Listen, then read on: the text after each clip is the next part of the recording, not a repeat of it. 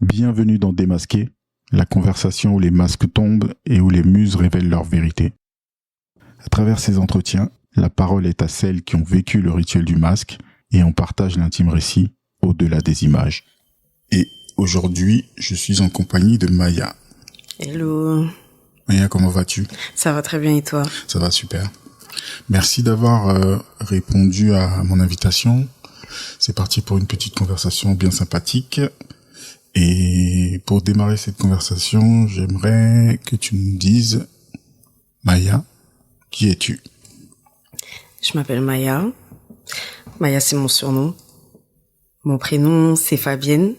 J'ai 26 ans. J'habite en banlieue parisienne. Je suis née en banlieue parisienne, dans le 93. Actuellement, je suis toujours modèle, créatrice de contenu. Et à côté de ça, je travaille dans le commerce. D'accord. Tu as commencé par un point important, effectivement, que moi j'ai su quand j'ai commencé à réfléchir à cette histoire du livre.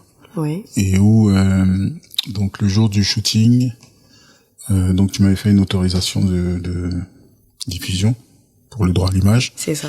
Et où tu avais marqué donc le prénom Fabienne. C'est ça. Explique-nous d'où vient ce surnom, Maya. Maya, c'est un surnom que ma mère elle m'a donné. C'est un surnom affectif. Il n'y a pas de signification particulière.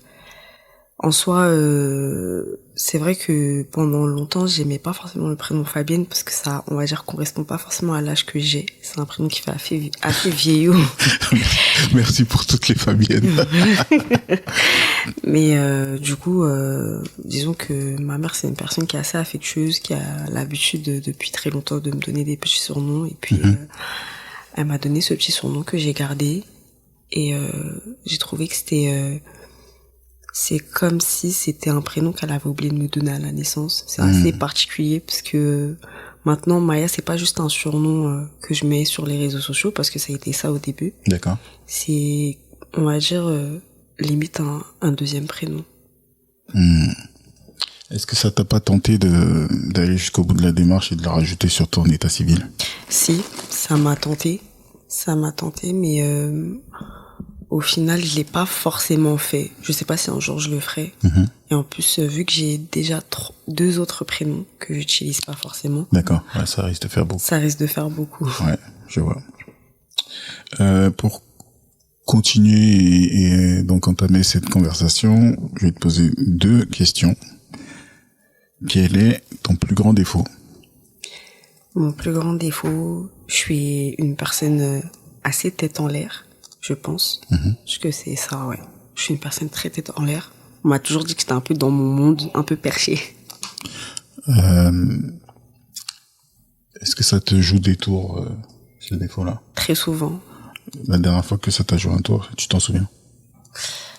En fait, c'est souvent on va dire hier, par exemple, j'ai oublié de prendre le chargeur de ma copine dans un restaurant. D'accord. Du coup, voilà. C'est plus des choses comme ça, ou des oublis de dates, de ce genre de choses. Quoi, les anniversaires, ce genre de choses ? Un peu moins les anniversaires. C'est vraiment plus par rapport, on va dire, aux objets ou des petites choses comme ça du quotidien où, j'ai oublié de faire quelque chose. D'accord. Bon, c'est pas bien méchant, hein, comme défaut. C'est pas bien méchant, mais dans certaines situations qu'on oublie de faire certains trucs, surtout dans l'administratif, par exemple, des trucs qui sont assez lourds à faire, ça pique. Ça pique. Ouais. Et la deuxième question du coup, quelle est ta plus grande qualité ? Ma plus grande qualité, je pense que c'est mon adaptabilité. Je suis une personne très adaptable. Je m'adapte à toute situation, tout type de personne. J'ai appris avec le temps que chaque personne était différente et que c'est hyper important de s'adapter aux personnalités sans forcément changer la sienne, tu vois, mais être conscient que l'autre n'est pas pareil et c'est pas grave. J'ai des amis qui sont par exemple totalement différents, qui ont des fonctionnements différents, qui ont des émotions différentes, plus ou moins intenses. Et comprendre que l'autre ne réfléchit pas comme comme nous, forcément, on peut réfléchir ou ressentir. C'est important pour maintenir de bonnes relations déjà et avoir des relations beaucoup plus saines. Et également, l'adaptabilité, c'est très important dans le travail aussi. En effet. Voilà, ça nous permet de toucher un peu à tout. Ça nous permet aussi de mieux gérer le stress. Et ça nous permet aussi d'être plus adaptable aussi vis-à-vis des gens dans le travail. Est-ce que c'est une qualité que tu dirais qui est intrinsèque, que tu as depuis toujours, ou est-ce que tu penses que c'est quelque chose qui arrive avec la maturité? Non, je pense que c'est quelque chose que j'ai toujours eu. Ok. Même dans l'enfance, est-ce que tu vois à quoi tu attribues ça? Comment tu commences à te rendre compte? C'est des événements de ta vie qui t'ont poussé à t'adapter. Est-ce que tu vois l'origine de ça? Moi, je pense que ça fait vraiment partie de ma personnalité. Parce que je suis quelqu'un d'assez ouvert. Souvent, les gens ouverts sont assez adaptables. Et je pense qu'il y a aussi des événements marquants dans ma vie qui ont accentué ce trait de caractère-là. Ouais. Écoute, moi, ça me paraît assez juste. Ce qui m'intéresse aussi, c'est ce dont tu as parlé, donc c'est cette ouverture. Dans tes qualités, tu as beaucoup parlé du rapport à l'autre et du fait d'accepter la singularité des autres. C'est ça. Et moi, je trouve ça assez intéressant, d'autant plus dans le contexte de ce projet dont on va parler aujourd'hui. Oui. Et c'est vrai que je suis là, je te pose des questions depuis tout à l'heure, mais déjà merci d'avoir répondu à mon invitation sans avoir trop de détails sur le contenu de la conversation. Avec plaisir. Et moi, j'ai une expression qui est plus silencieuse, qui est visuelle, artistique, où tout ce que j'ai un peu en tête, toutes mes inspirations, je les cristallise sous la forme donc de dessins, d'ornements que je vais dessiner donc pour ce projet particulier donc sur la peau de mes muses et qui vont pouvoir exprimer leur personnalité, leur singularité à travers un shooting qu'on fait par la suite. Et comme c'est quelque chose que je fais depuis très longtemps, que je fais de manière assez silencieuse et de manière assez mystérieuse, il y a quelques temps donc j'ai concrétisé ce projet de livre. Et j'avais besoin, parce que le livre reste encore une narration visuelle et assez discrète en termes de mots. J'ai une préface qui explique un peu le concept, mais dans, on va dire, le classement, en tout cas l'agencement des œuvres, ça reste très discret avec des mots-clés. Je t'en ai parlé rapidement tout à l'heure, on reviendra là-dessus. Oui. Mais je l'ai toujours pensé comme, quand je dis je parle du livre, comme une sorte de clé, de voûte, qui va venir être augmenté par plein de choses qui remettent du contexte. Donc ce genre de conversation qu'on est en train d'avoir, les autres photos du shooting qui n'ont pas forcément fait partie de la sélection. Donc voilà, je pense que avec le temps, le projet va se compléter et va devenir plus lisible entre guillemets pour le public. C'est ça, qui voit des images depuis des années, comprend pas forcément ce qui se passe derrière tout ça. Donc c'est un peu l'objet de notre conversation. Ok. Et on va commencer par, je te disais mots-clés, si je te parle de fierté, qu'est-ce que ça t'évoque? Fierté, je dirais racine. Racine. Racine. Je dirais gloire aussi. Et fierté, je dirais travail. Ok. Ça, on dirait une devise d'un pays, ça. Ouais, c'est vrai, ça fait un peu... Racine, gloire, travail. C'est ça. Ok. Je vais d'abord te donner un deuxième mot-clé, et puis on va revenir sur le premier. Et si je te parle de sensualité, qu'est-ce que ça évoque pour toi? Sensualité, je dirais femme, intime, désir. Très bien. Ces deux mots-clés, je t'en avais touché un petit mot, mais je vais expliquer. J'ai une sorte de fil rouge dans ces conversations où je tiens à ce qu'il y ait une connexion entre toutes les muses qui ont participé à ce projet. Et à chaque fois, je demande donc à la muse avec laquelle j'ai une conversation de regarder la photo de la muse qui va lui succéder au micro et de me donner un mot-clé que lui inspire la photo. Ok. Bon, parfois, les gens hésitent et me donnent 2-3 mots-clés. Donc, ces 2 mots-clés, donc fierté et sensualité, correspondent donc à cette photo du livre. En tout cas, c'est ce qu'elle a vu en toi et dans ces photos-là. Ok. Est-ce que tu trouves déjà que c'est juste? Est-ce que tu ressens ça? Alors, sensualité, oui. Par rapport à la pose, je suis allongée, il y a beaucoup de courbures. Ouais. Et il y a ce côté où, par exemple, il y a la main qui touche la peau. Ouais. Donc, je trouve que c'est concordant. Par contre, fierté, c'est vrai que ça me surprend énormément. Je sais pas à quoi elle l'a rattaché. Donc toi, tu vois pas... Non, j'arrive pas à voir. Après, c'est dans ses yeux, tu vois. Oui, tout à fait. Et c'est pour ça que quand tu as dit fierté, tu as rattaché ça aux racines. Explique-moi ça. Qu'est-ce que ça veut dire? Fierté. Alors, racine, parce que je pense que l'une des premières choses dans lesquelles on devrait être fier, c'est ses racines, ses origines. Quelles sont les tiennes? Alors moi, mon papa, il est français. Ma mère, elle est centrafricaine tchadienne, du coup. Donc je suis métisse et j'en suis très très fière. Je suis très fière d'avoir ce mélange-là. Je suis très fière d'avoir une double culture aussi, même si à certains moments ça peut être un peu ambigu, un peu compliqué entre grandes guillemets, mais je trouve que c'est une force d'être entre deux. C'est une force de comprendre l'un et l'autre. C'est une force d'être dans l'un et dans l'autre.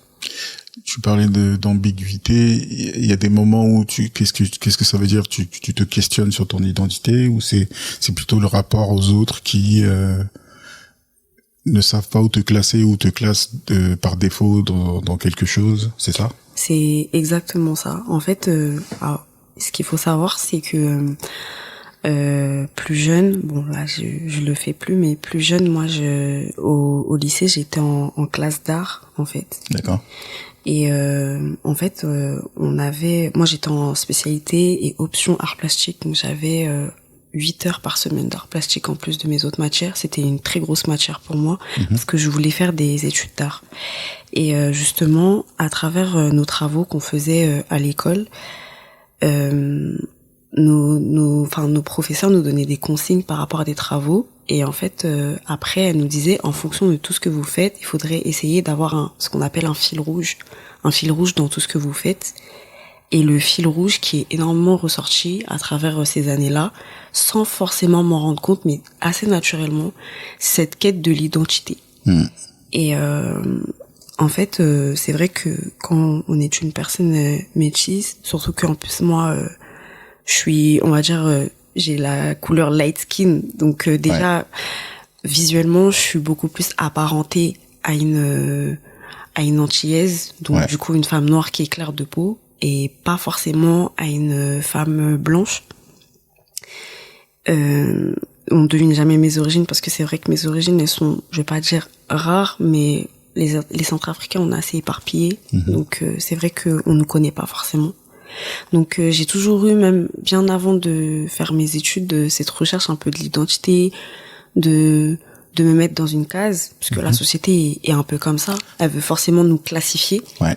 Et sauf que on peut pas, en fait on veut me classifier en tant que noire, mais en même temps je me classifie pas vraiment en tant que noire, parce que j'ai aussi mon côté français, donc je suis fière et je me sens française.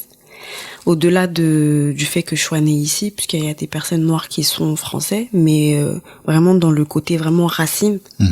Dans le côté vraiment racine, par exemple mes grands-parents, mon père. Donc c'est vrai que souvent on veut nous classer soit l'un soit l'autre, on nous demande si on se sent plus l'un ou plus l'autre. On te demande de choisir et de renoncer, quoi. C'est ça, et même parfois j'ai même déjà entendu des phrases disant que tu sais que en vrai tu es noir parce que à la période de l'esclavage, les personnes dites métisses, à l'ancienne on disait mulâtres, sont considérées comme des personnes noires. Mais en fait je me dis je peux pas me baser sur des gens qui ont voulu mettre en esclavage d'autres personnes sous prétexte qu'ils étaient d'une autre couleur de peau. Ouais. Tu vois. Donc je trouve ça assez débile. Et surtout pour moi, il y a quelque chose qui ne peut pas être modifié, c'est les gènes.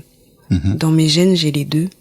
Donc quoi qu'il en dise, quoi qu'il en fasse, bah je serai toujours les deux. Ouais. Tout simplement. En effet. Et je vis pas les mêmes réalités, par exemple, qu'une femme noire, comme je ne vis pas exactement les mêmes réalités qu'une femme blanche.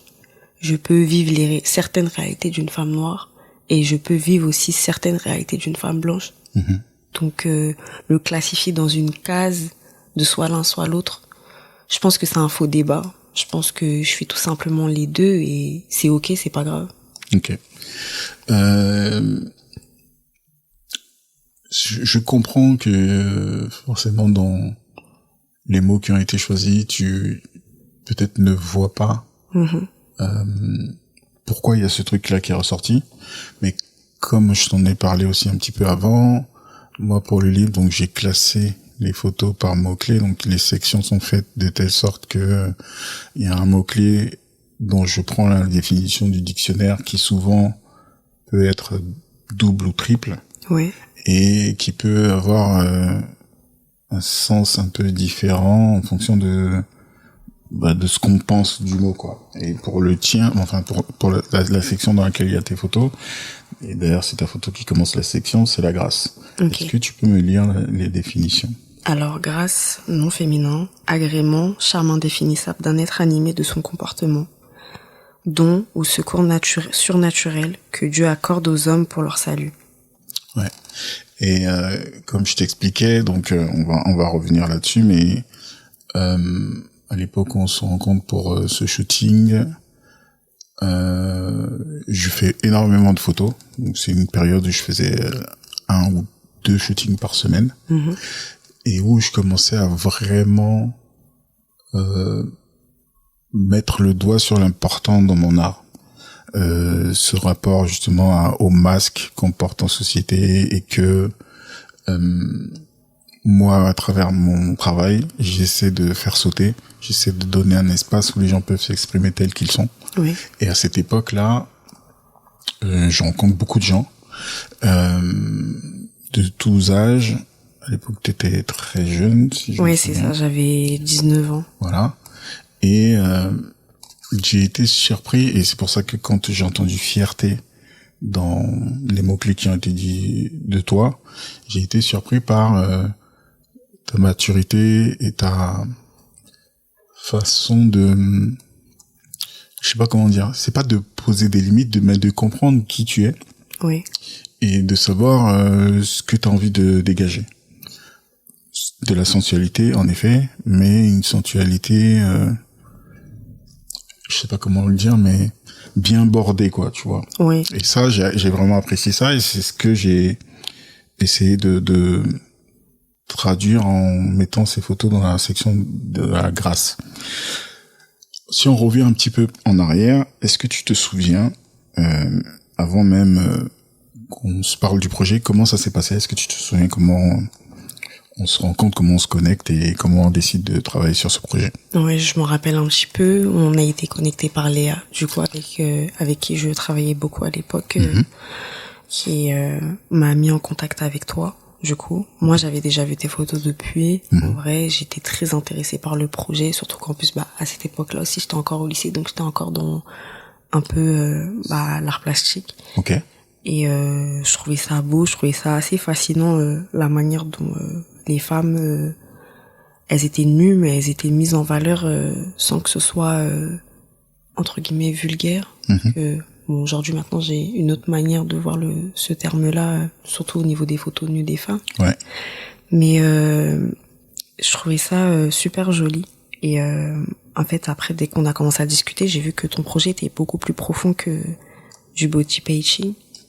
C'était beaucoup plus singulier, qu'il y avait une véritable signification. J'ai beaucoup aimé le fait que le côté où tu t'adaptes à chaque personnalité, chaque énergie que tu as en face de toi. Et voilà, c'est comme ça. Je me rappelle que c'était en été. Après. C'était le 24 août 2019. C'est ça. C'est intéressant ce que tu dis, parce que, donc si je comprends bien, donc vois le projet, il t'intéresse plutôt sur sa composante esthétique. Oui. C'est vrai que je pense qu'on n'a pas beaucoup parlé du projet. On a dû se fixer un rendez-vous. Je t'ai expliqué rapidement C'est ça. ce que c'était. Tu m'avais demandé des photos C'est ça. de moi et ce qu'elles représentaient pour moi. C'est ça. Et tu m'avais expliqué brièvement, mais c'est vrai que c'était plus le jour même où t'es rentré plus dans le détail. T'as vraiment pris le temps de m'expliquer. Et puis c'est vrai que je t'avais posé énormément de questions.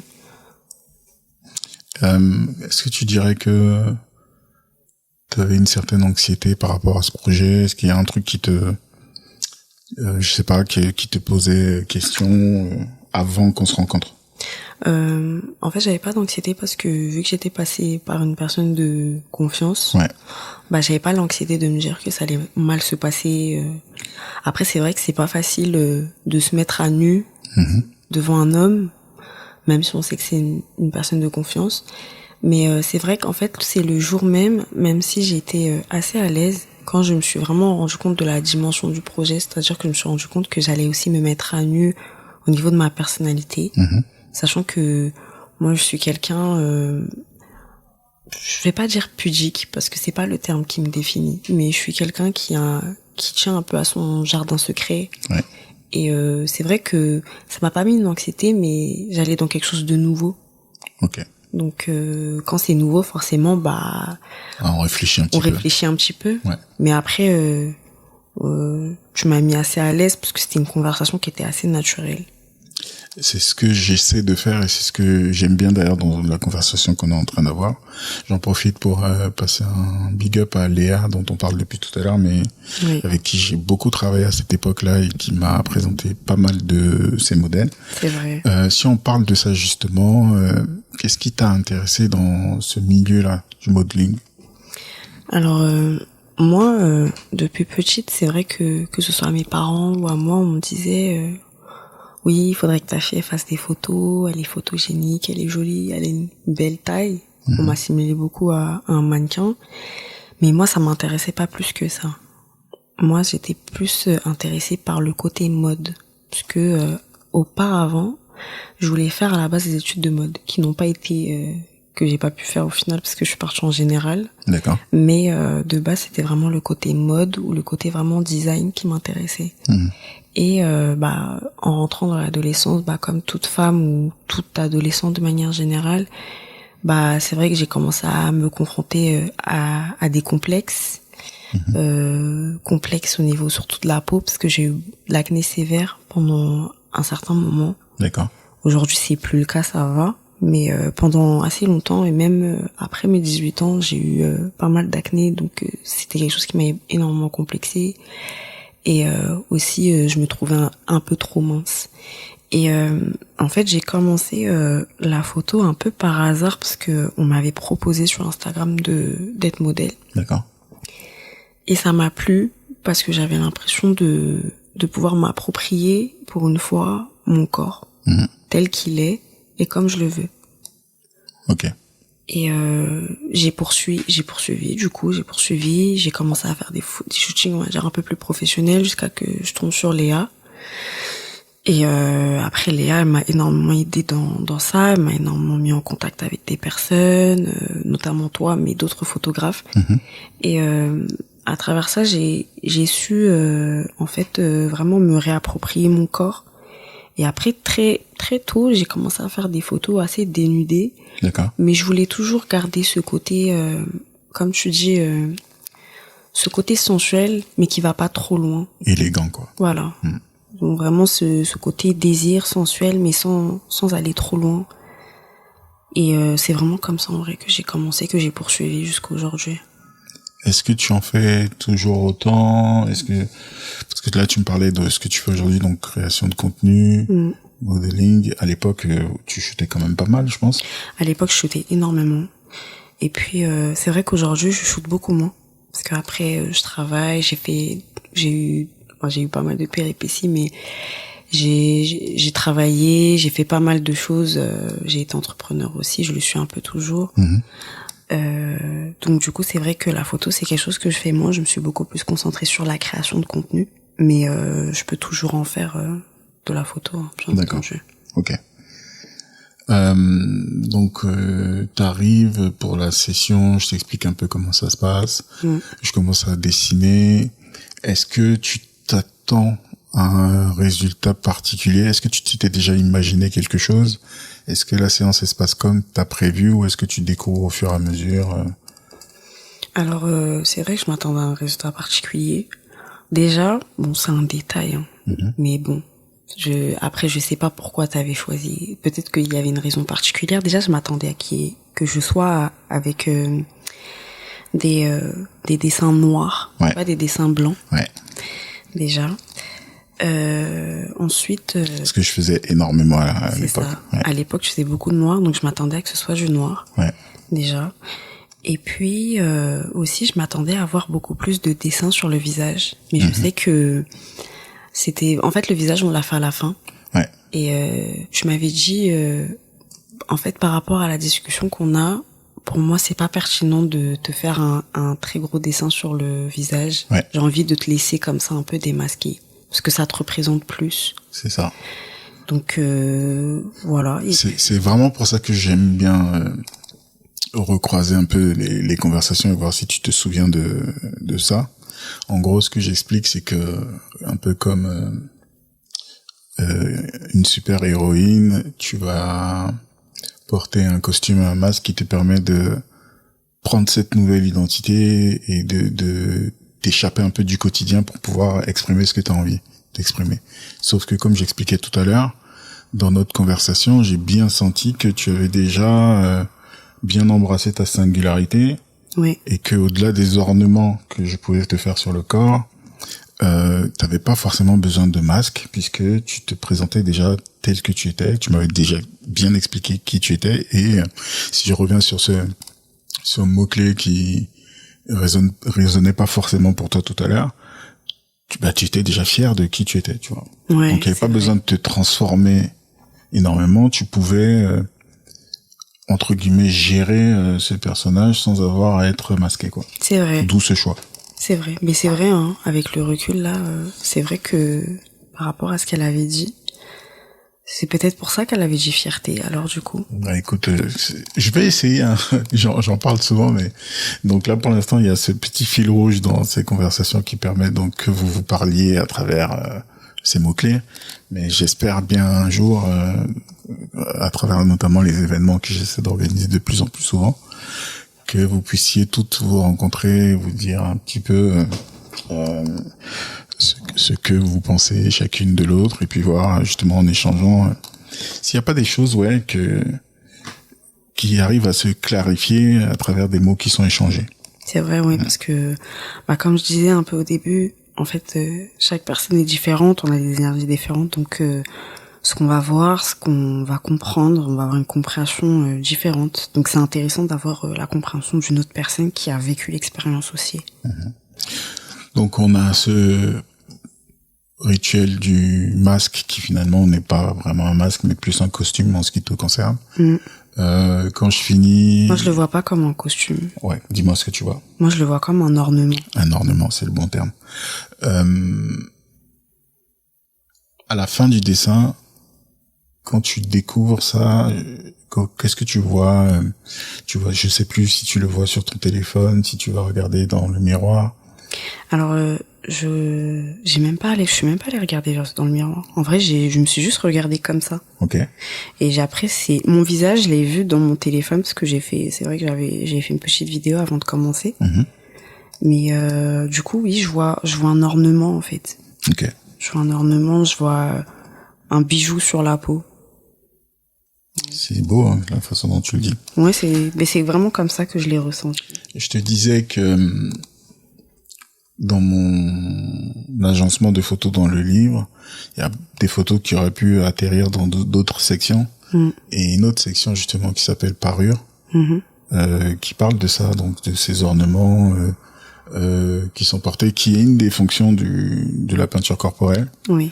Que j'explique souvent, c'est une des premières formes d'art qui avait plusieurs significations, qui pouvaient être rituelles, donc signifier certains niveaux d'initiation dans les tribus.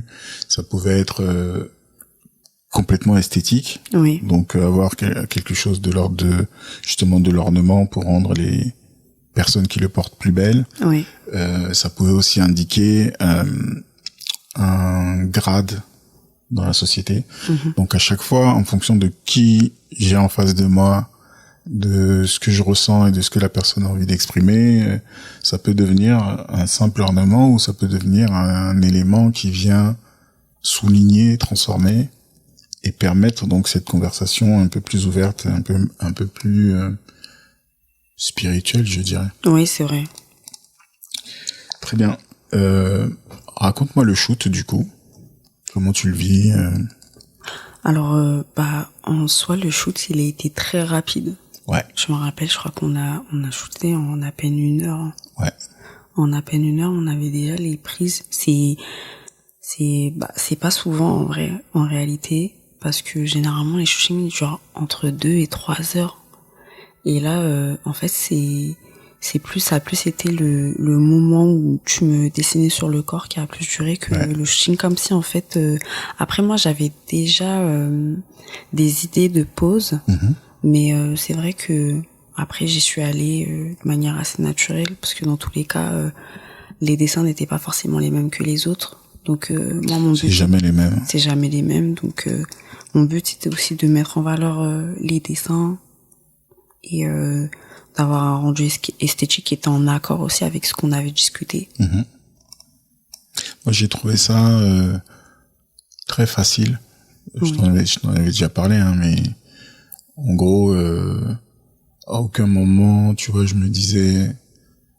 Donc c'est peut-être le fait que tu shootais beaucoup à l'époque ou que en tout cas tu es bien rentré dans le projet, mais à aucun moment je me disais tiens, il faut que je fasse attention à son expression du visage, la façon dont elle pose. Moi, comme je dis, quand je fais du nu, j'essaie de me dire tiens, bon, il y a peut-être des choses qui vont aller sur les réseaux sociaux, donc je vais m'arranger pour qu'il y ait des photos qui passent les filtres des réseaux sociaux. Oui. Mais même quand je faisais pas attention à ça, je me souviens pas d'une photo où je me suis dit tiens, celle-là elle est problématique, quoi. Ouais, c'est vrai. Donc après le choix ou la sélection de photos était assez facile pour moi. Ça c'est l'étape qui m'incombe une fois qu'on a terminé tout ça, mais ouais, c'était du gâteau, quoi, de prendre du portrait, de la silhouette et des poses. Et pareil, hein, quand j'ai fait ma sélection pour le livre, ouais, c'était assez facile de prendre les 2 photos qui allaient faire le cut, quoi. Ouais.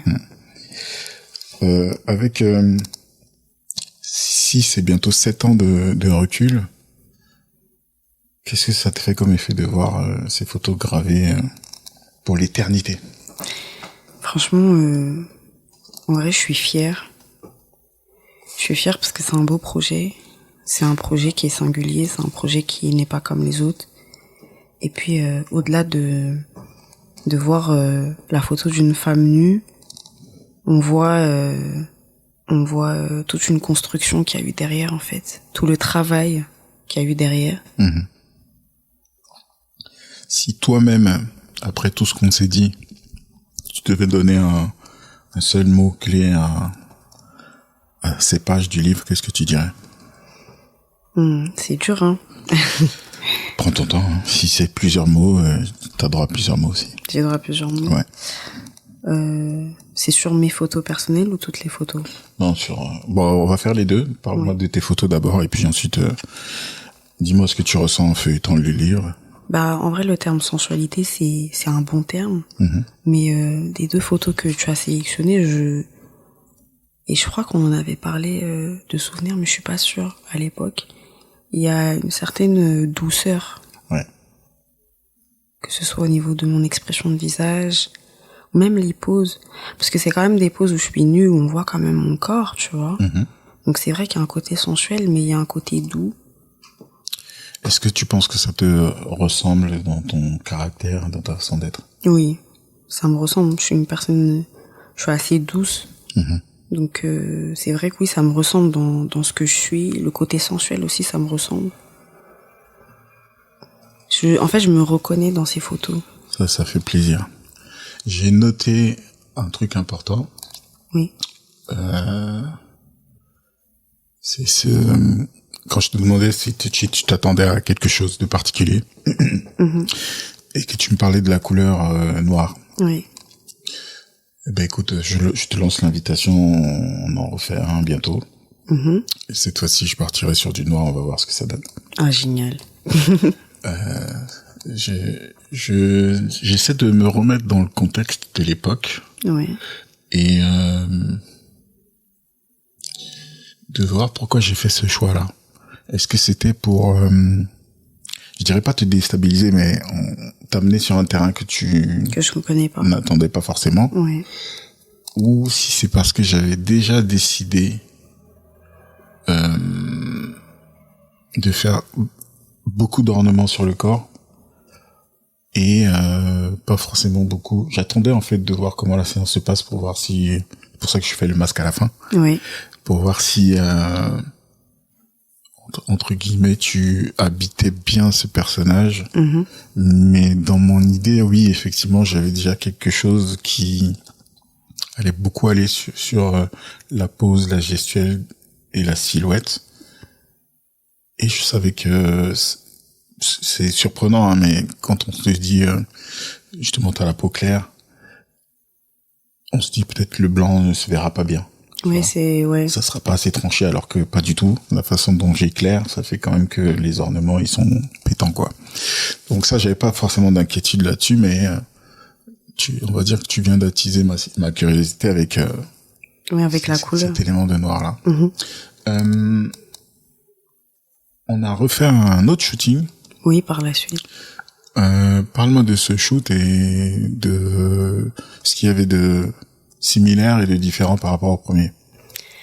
Alors, ce qu'il y avait de similaire, c'est toujours ce côté sensualité, je dirais, mais là on était plutôt sur du buste. Ouais. J'avais le buste dénudé, toujours on va dire body painting, mais là du coup c'est différent. On est parti sur de la peinture dorée. C'est ça.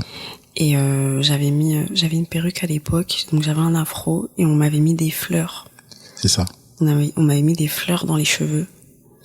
Donc c'était en fait ça faisait vraiment un peu comme une reine en vrai. Ouais, j'irais même jusqu'à une déesse. Hein. Ouais, comme une déesse. Ouais. Comme une déesse. C'était un projet un peu expérimental. Ouais. Faut savoir que le projet Démasqué, c'est un projet qui s'est fixé lui-même certaines règles où c'est tellement important cette dimension psychologique, cette dimension spirituelle que j'y tiens et j'ai un cadre pour ça. Oui. Et comme je suis quelqu'un d'assez curieux, créatif, j'ai quand même besoin de temps en temps de ne pas avoir de cadre, de me dire que j'ai des zones d'exploration très libres, quoi. Donc, ouais. Dès que j'ai une idée comme ça, j'aime bien travailler en série. Me dire tiens, sur la série, je vais voir c'est quoi le socle commun de la série et c'est quoi les petits éléments qui vont permettre d'avoir pour chacune sa singularité quand même. Donc le cadre de cette série-là, c'était la peinture dorée sur le corps. La petite singularité, c'était le choix de rajouter des fleurs différentes aussi. Oui. Par rapport à la coiffe que tu avais. Oui. Et puis ensuite, expression complètement libre sur la façon de poser, quoi. Ouais. Donc c'était ça. Et en plus, là, c'était en studio aussi. Ouais. C'était en studio, ça a pas duré longtemps et je sais aussi de souvenir que en vrai, on n'avait pas énormément discuté de ce qu'on allait faire. Ouais. Ça a été vraiment du freestyle. Complètement. Ou pour ce projet Démasqué, où en plus on allait faire du nu, je tenais à te mettre à l'aise, à bien t'expliquer la démarche et la façon dont ça allait se passer. Oui. Mais avec un shooting déjà réalisé, c'était beaucoup plus simple, tu vois. C'est ça. Ouais.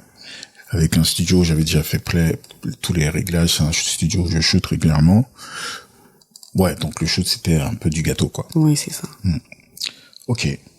Je t'avais promis un petit espace libre pour que tu puisses exprimer les choses. Ok.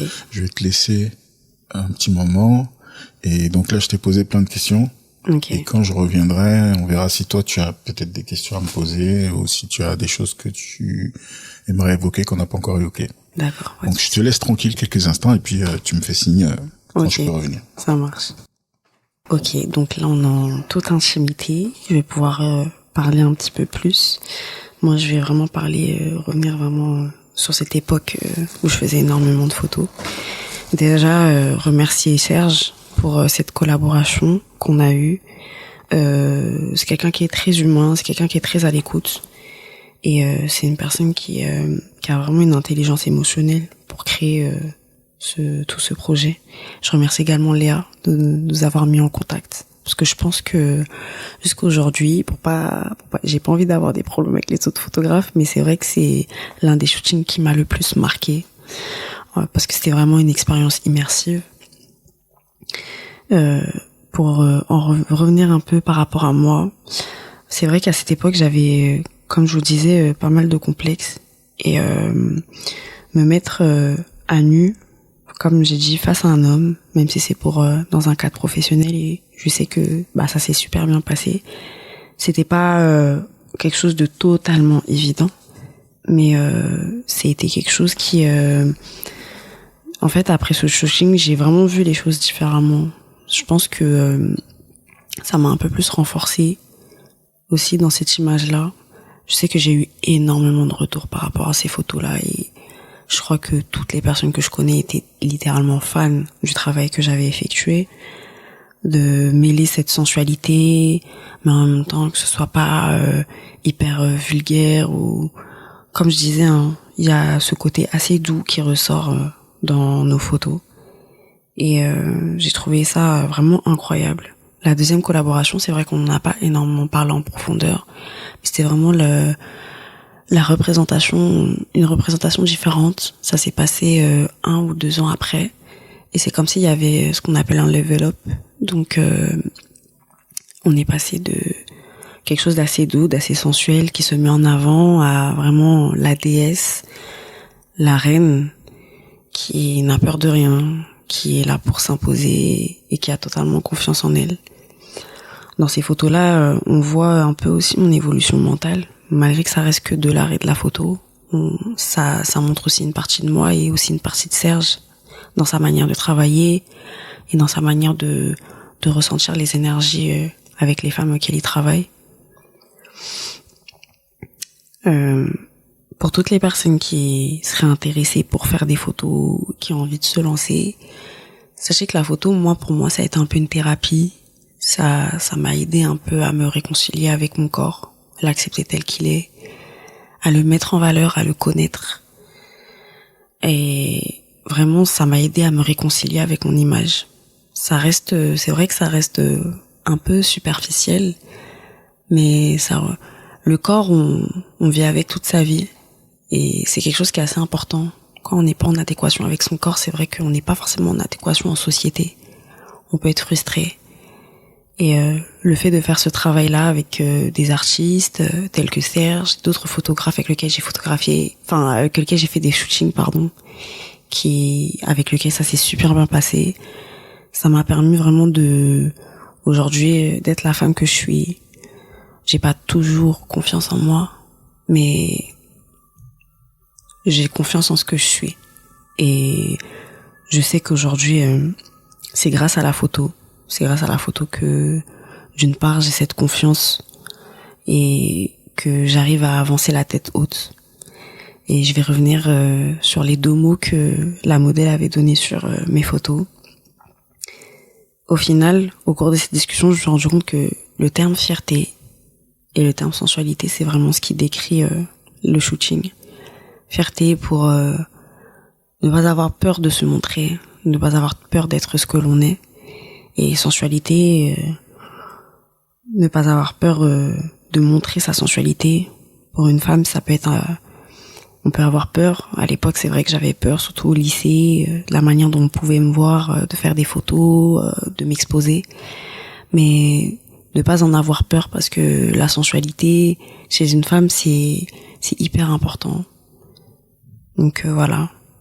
Merci beaucoup. Merci à tous.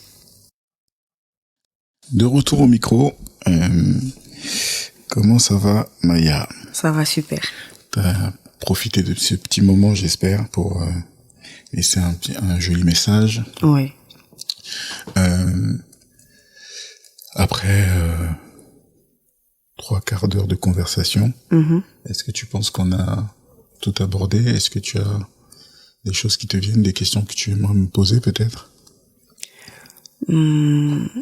En tout cas, par rapport à nos photos, je pense qu'on a tout abordé, mais on a vraiment fait le tour. Ouais.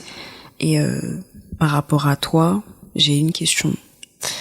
Par rapport à l'époque à laquelle on s'est rencontrés et par rapport à aujourd'hui, en vrai, j'ai 2 questions. Ah bah. Par rapport à l'époque à laquelle on s'est rencontrés et par rapport à aujourd'hui, quelle est la différence de la perception? Est-ce qu'il y a une différence par rapport à ta perception des photos qu'on a faites? Et une question plus globale, quelle est ta perception des photos que tu avais faites à cette période-là des autres personnes? Je vais commencer par la deuxième qui risque d'être un peu plus compliquée parce que c'est une époque où, comme je te dis, j'en faisais beaucoup et que c'est à ce moment-là, c'est très très très intéressant ta question.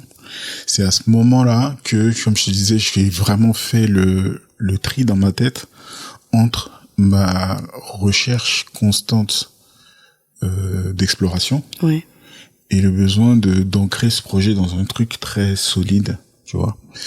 Et à l'époque, donc, comment ça se passait? Je discutais avec Léa qui avait énormément de modèles qui faisaient du recrutement assez conséquent à l'époque. Oui. Et donc à chaque fois, c'était sur quelques photos, il fallait que je me décide, est-ce que j'ai un flash? Est-ce qu'il y a un truc qui m'inspire tout de suite? Ou pas? Et donc, c'était pas tout à fait en accord avec ce que je voulais faire, dans le sens où c'était unilatéral. C'est moi qui choisissais, quoi. Ok. Tu vois. Et c'est pour ça que tout de suite, quand on rentrait dans une conversation par rapport au projet, je mettais un peu la balle dans le camp de la muse en disant, j'ai vu des choses par rapport à une photo que j'ai vue, mais j'ai besoin que toi, tu exprimes qui tu es et comment tu te vois. Ok. C'est pour ça que je disais, choisis 3 photos, que ce soit des photos d'enfance ou autres, qui te représente, explique-moi en quoi tu penses qu'elle te représente.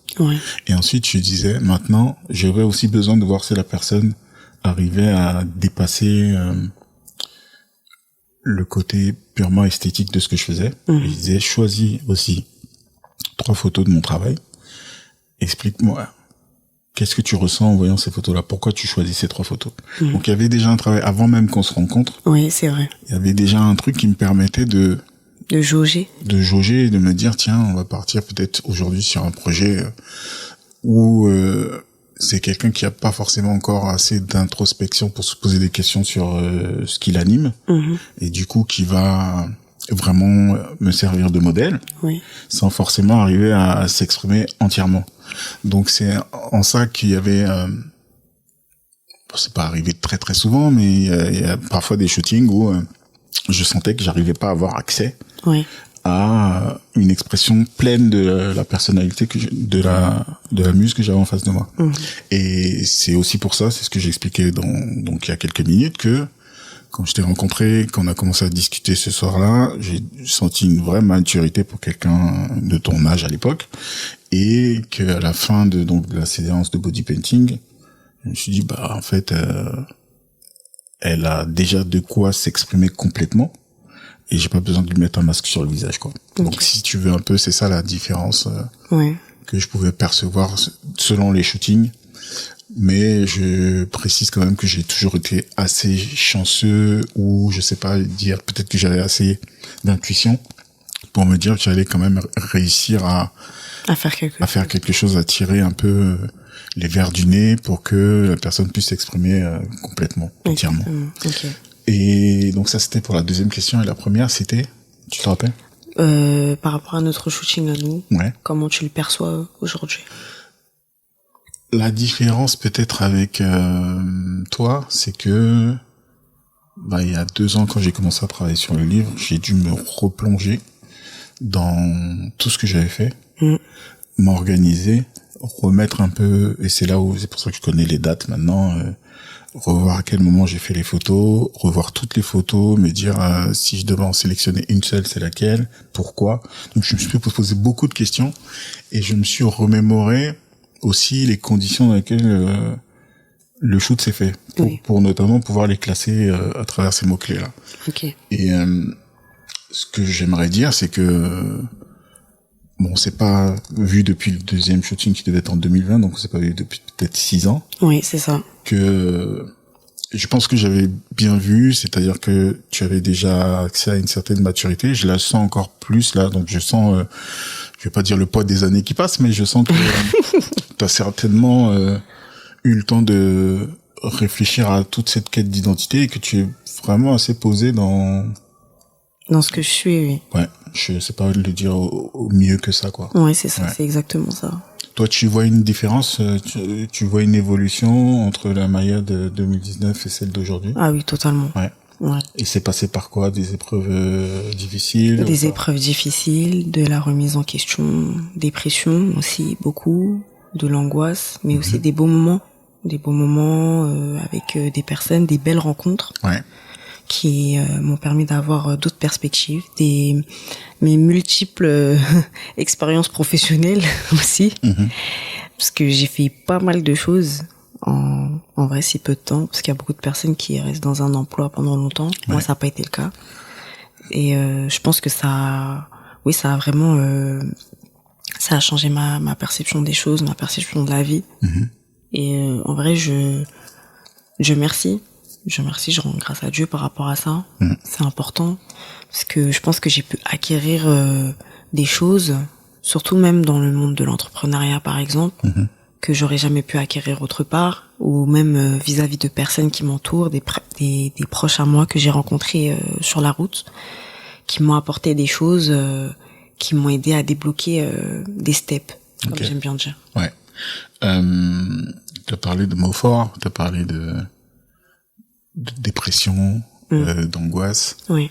Est-ce que tu as eu le temps de mettre le doigt là-dessus et comprendre ce qui avait peut-être pu t'emmener dans des choses un peu compliquées? Un peu compliquées, oui. J'ai pris le temps de comprendre. Après, moi, je suis de nature très introvertie, donc c'est un peu compliqué même pour mon entourage, déjà même de comprendre déjà ce qui se passe. D'accord. Parce que quand ça va pas, je me renferme beaucoup.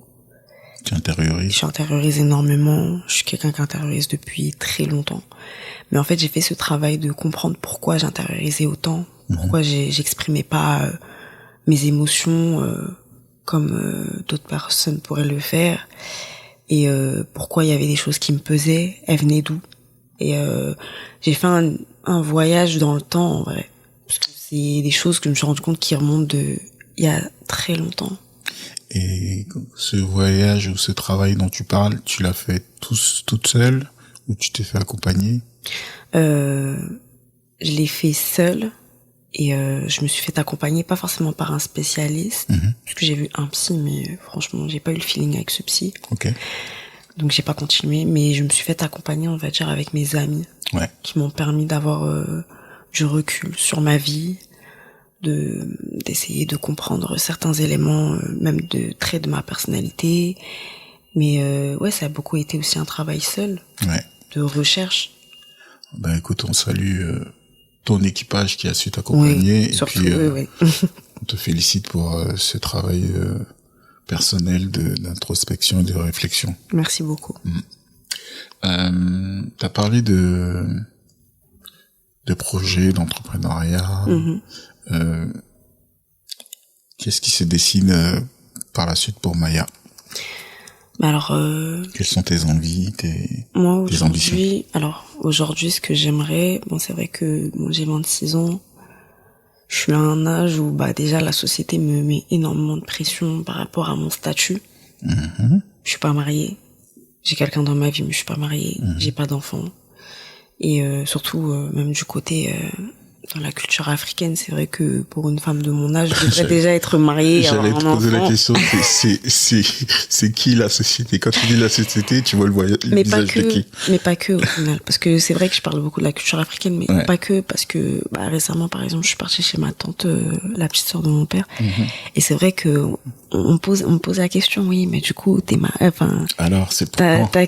T'as quelqu'un, voilà, on m'a demandé ce que je voulais faire après, tu vois, mais en fait, c'est juste qu'eux, ils ont un peu plus de pudeur par rapport à ça, sont moins directs, tu vois, mais tu sens que bon, ils veulent même comprendre dans quel, voilà. Après, moi, de ma personnalité, j'ai toujours su que, déjà, par rapport aux enfants, je savais que j'allais en avoir tard, parce que c'est pas quelque chose qui m'intéresse d'aller en avoir maintenant, et parce qu'il y avait aussi beaucoup cette crainte d'être parent. Moi, j'ai cette peur-là, en tant que femme, pour moi, parce que je trouve que c'est un rôle qui est beaucoup plus important que ce que l'on pense. On donne la vie, et en fait, même l'expression donner la vie, on l'aperçoit même plus comme ce qu'elle est réellement. C'est donner la vie, c'est nos entrailles, c'est le début de la vie, et c'est une responsabilité très forte. Je le vois comme quelque chose de très fort. Donc, écoute, t'es en train de justifier toute cette maturité que je t'attribue à juste titre. Merci. Et puis, du coup, moi, je suis très concentrée sur mes projets professionnels. Donc, moi, je fais de la création de contenu autour de la beauté, du lifestyle. Donc, j'aimerais vraiment continuer dans ça. Et à côté de ça, c'est vrai que j'aimerais, je sais que je suis pas en CDI actuellement. Je travaille dans le domaine de la parfumerie, plus précisément. Okay. Je suis animatrice commerciale et j'aimerais trouver un emploi, on va dire, stable, qui me permettrait d'avoir mon logement à moi, parce que du coup, j'habite toujours avec ma mère. D'accord. Donc vraiment avoir ce détachement-là, je pense que ça pourrait être très important pour moi. Ça me permettrait de voir d'autres horizons, donc même déménager de où est-ce que je suis née, du coup. Donc je pense que c'est ça qu'on pourrait me souhaiter aujourd'hui.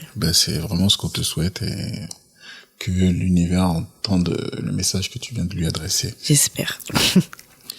Écoute, merci beaucoup. Si tu as d'autres questions, c'est le moment. Non, j'ai pas d'autres questions. Je t'avais aussi promis une chose, c'est que pour conclure cette conversation, on allait la conclure en musique.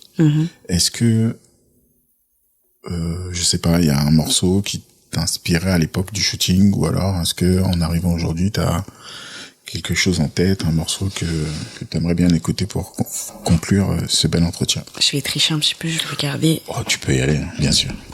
Je vais juste regarder au niveau de ma playlist Deezer.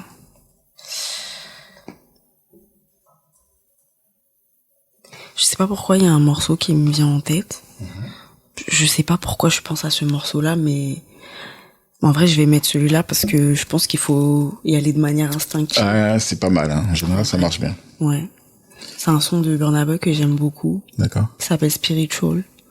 Ah dis donc. Et il parle de spiritualité africaine. Ouais. Il parle du fait que quoi qu'il arrive, quelle que soit la religion qu'on a, en gros, j'oublie pas d'où je viens. On revient à cette fierté. Donc, au final, ouais, je pense racines. que franchement, j'y suis allée de manière très instinctive. Okay. Il est même pas je l'ai même pas vu.